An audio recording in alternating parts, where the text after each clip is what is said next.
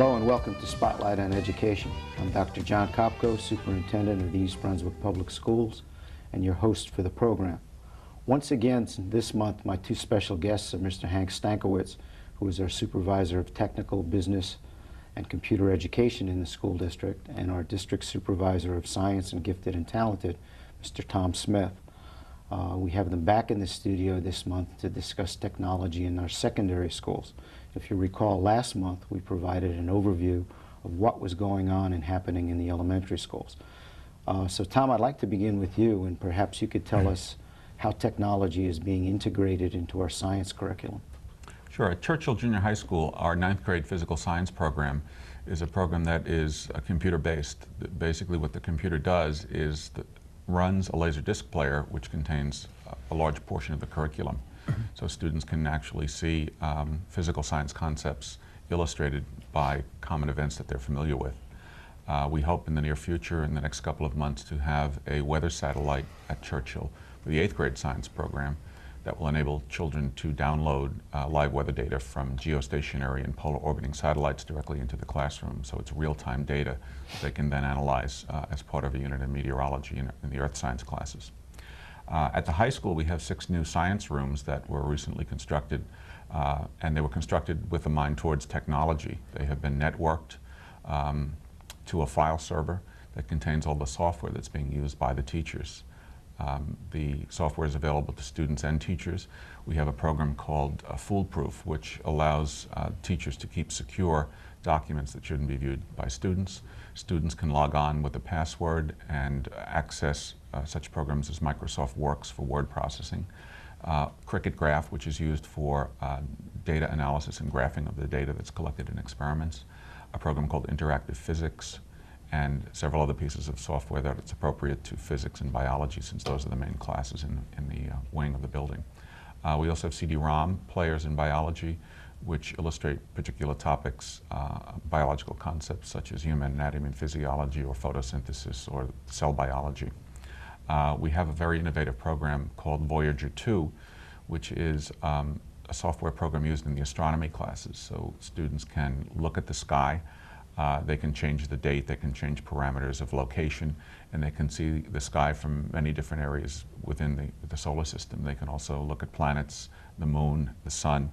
And basically it's a small planetarium inside of a computer, and it's really opened up a whole new world of learning for the children in astronomy classes, because it's been an elective course, but Mrs. Peterson, who teaches it, has made it very exciting. Also understand we have a tape of an interactive computer at Churchill and another one of a physics class being held at East Brunswick High School. Could you tell us about those? Sure. The Churchill computer is, as I mentioned, part of the physical science program, and the interesting thing about this computer is it's controlled by a touchscreen monitor. So the teacher simply touches the instructions on the screen, and the computer will tell the Laserdisc player what piece to pick up and show to the class. The advantages of this is that, one of the advantages is that students can relook at something if they don't understand a concept. The teacher can run it again, and it provides a lot more reinforcement for physical science concepts than a teacher standing in front of the room lecturing or from reading from a textbook. At the high school, we have a program, as I mentioned, called Interactive Physics, which allows students and teachers to change parameters in a particular physics experiment and look at how those changes affect either the motion of objects or the speed of something or the acceleration or force or light, many different kinds of experiments in physics. It fits in very well with all 3 physics programs that we have, academic, honors, and advanced placement. And the film clip that you will see is Mrs. Peterson with a class of academic students using the computer and interactive physics to study Newton's second law with forces, mass, and acceleration. Okay, let's take a look at those tapes. Imagine yourself 1 year from now. You aced your physical science course, of course, but you just moved to a new city, a new neighborhood. You come to school for the first time. Little do you know that something amazing is about to happen inside. Several people are about to have something go wrong, all at the same time. Oh, hey, Danielle. You want to hear something great? Sure. Right, my mother would kill me if anything happened to her earrings. Oh,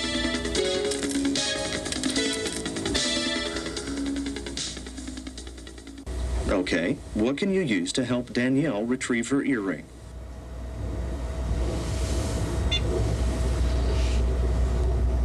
Excellent idea. You can make a magnet out of the nail, the wire, and the battery. By passing a charge through the coil of wire, the nail becomes magnetic. Nice going. This lab exercise is to show you a relationship between force and mass and force and acceleration, and seeing what occurs in different instances. So we're going to be using the computer program that's on your TV called Interactive Physics. The procedures tell you exactly what to pull up, what you should punch into the computer, what to click on, what to drag. Just follow the procedures carefully, but when you get into the picture, you're going to see an image of an object that has a force being applied to it.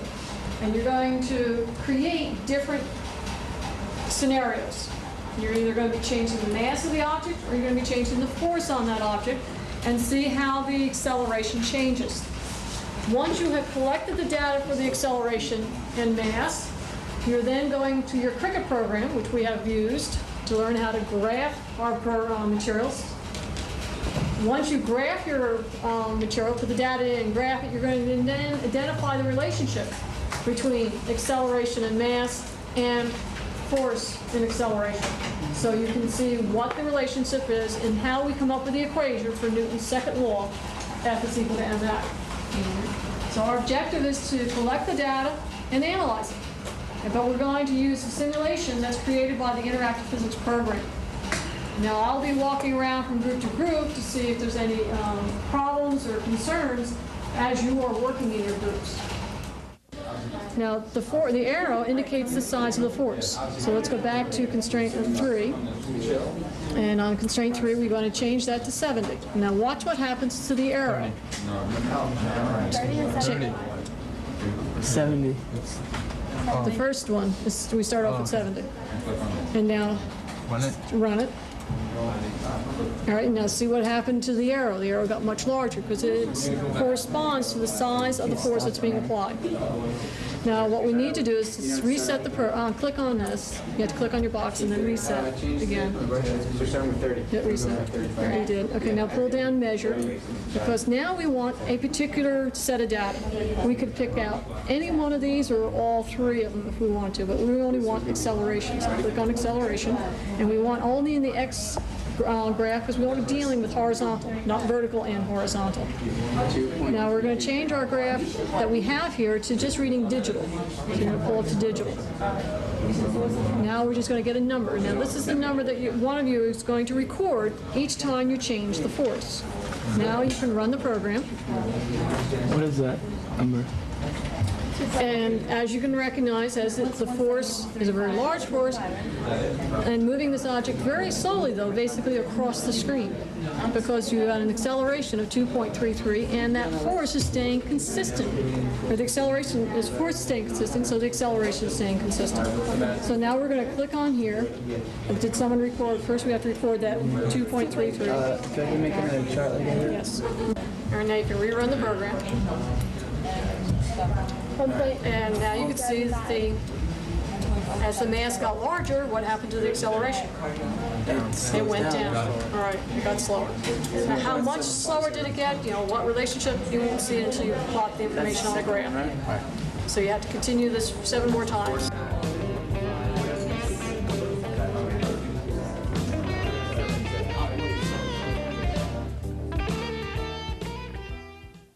It's interesting to note that even with the new science laboratories and the additional equipment, we still have 3 or 4 students assigned to a computer. Hopefully in the future we'll be able to lower that ratio a bit.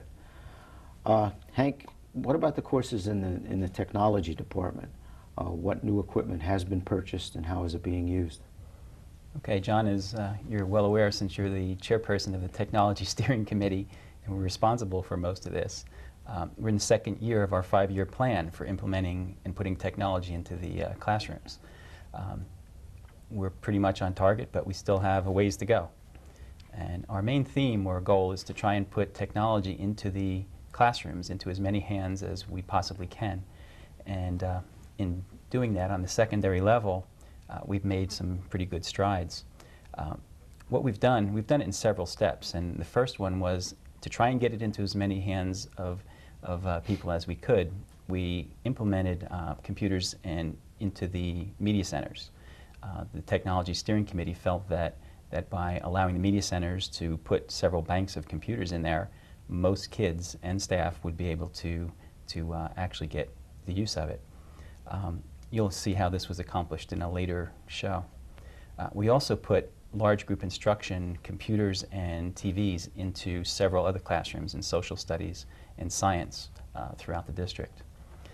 We've also upgraded 2 labs at Hammersholt Middle School, 3 labs at Churchill Junior High School, specifically those labs that where the 6th, 7th, and 8th grade students take computer literacy. And therefore, all students in those grade levels get to touch technology as part of the curriculum. Future plans call for those labs to be networked to the media center to complete the, I guess, circle of computers. We also upgraded 2 labs at the high school, which were updated last year.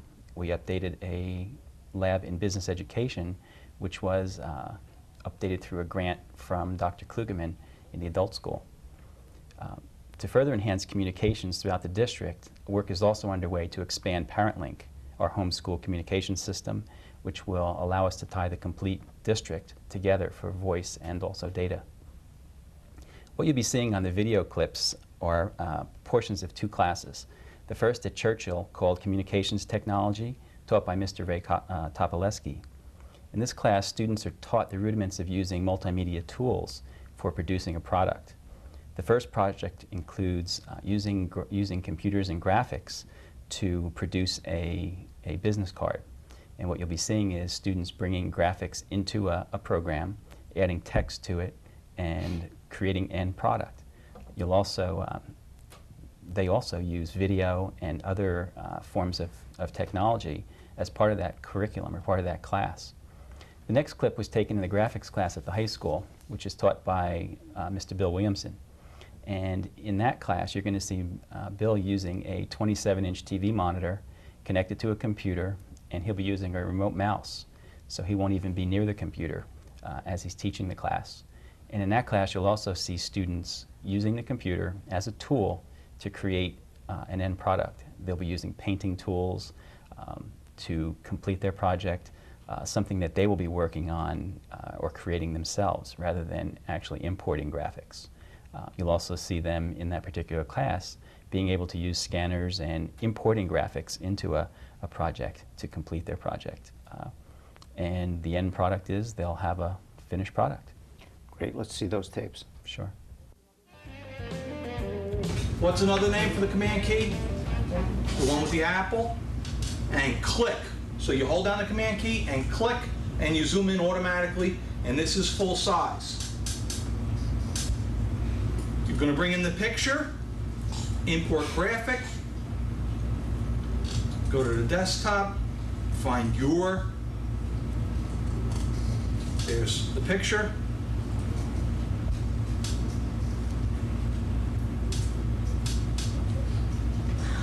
There's Mike. Going to take the cropping tool, remember the cropping tool, over the handles. You got to put the middle of the cropping tool, not the end, the middle. And now you can crop it down. This was a good shot, by the way. Whoever took this picture did a good job, because they got a real good close-up so that we don't have a lot of wasted space. Now you take the arrow, the select tool, and now we can shrink it down. Be careful because it's not automatically proportional. All right, now we'll put it where we want it to appear on the card. Now we want to enter text in here.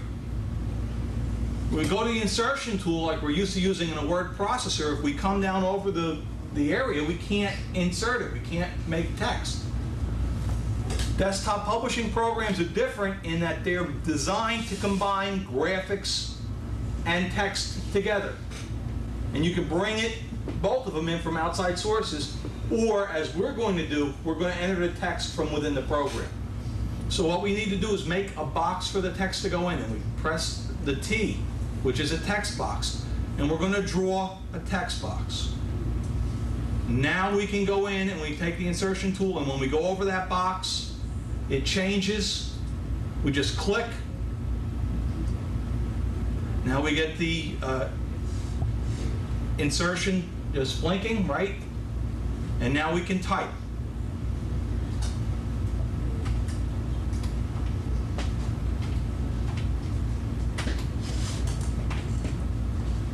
Now, once you have the text in, you can alter the text anyway, so you don't have to do it ahead of time. You can do it afterwards. Some of you have different fonts on there. The fonts have not been installed on all the computers yet. You can change the fonts. We can go back. We can change the size of the fonts. We can change the style of the fonts. And we can center it if we want it centered in that box under text of justification. So now it's centered in that box. Now we can go back and we can put our address. Here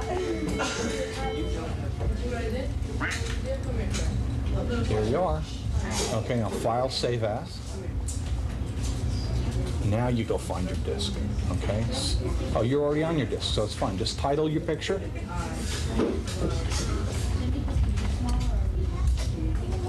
Well, Shari, if you name it Shari, you already have one named Shari, it's going to want to erase it. So you got to give it a... put .tiff.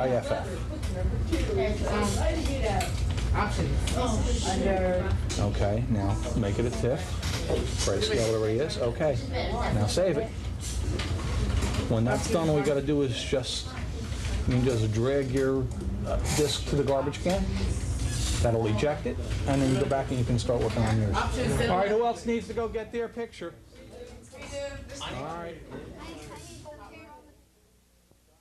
Okay, if you will, please stop what you're doing on the computers, turn and look at the monitor. Tomorrow is the due day for some of you, all right, so that we can continue on. So I want to show you one more item, which you'll put, including you, Mike, okay, all of you, and that's putting your name in the proper portion. So you're all working on the three objects. What I'm going to do on the monitor, I'll take it step by step for you so that we all get it correct. I want you to scroll down to the bottom right-hand corner of the page by using the two scroll arrows in the horizontal and in the vertical scroll bar, like so. So that both scroll boxes are down in the bottom corner of the page. Do that now on your computer, okay? All right, monitor again. Go up to the upper left-hand corner where you choose the two layers and make sure you choose the compass layer. The compass should be in the front now. Up until now, you've been using the brush layer. You should all have the compass layer. As usual, if you're not staying with me, just raise your hand. Okay? Compass layer, where's that? Right here. Upper left-hand corner. Watch the monitor when I do it. Right here. You make sure you watch the monitor as I do it. Right here. Okay? All right. Just below there, you see the letter A. That's the text tool. Now, this is something new. We haven't done this before, so stick with each step on the monitor. Look there, so you're in the compass. So you should have the compass showing in the layers, and you should have the text tool selected, which is the letter A. All right, now, a little bit trickier. In the main menu, go to the font in the main menu, point on it, click, and drag down to Helvetica. Look at the monitor, you'll see it. Helvetica. Release it. Okay. Go to the text menu, click and hold, drop down, drag down, and release on 14 point. So I'm going to do what you're going to do, but slightly above. You're going to click and hold it and drag across, and you'll get a box that looks like so. Go ahead and do it. Let me see it on your screens. Click, drag, about halfway or further across the screen, halfway or more. Click here, drag. Don't worry about covering any objects, because I'm going to show you how you can move it around after it's entered. You can then come down to that text block that you've created and make sure you put the tip of the pointer in the center of the text. Again, we're calling it a text block. Click and hold, and then drag. And as you can see on the screen and on your monitors, you can place this anywhere you wish. So if you want to, we'll call it fine-tune it to that particular spot, great. If you have an object there, you have some image there, you don't want the text block, your name and period in that particular spot, click on it with the pointer tool and move it around. Okay? That's it. Everyone have it? Okay, put it in the bottom right-hand corner somewhere then continue on with the project. Remember, tomorrow is the due date.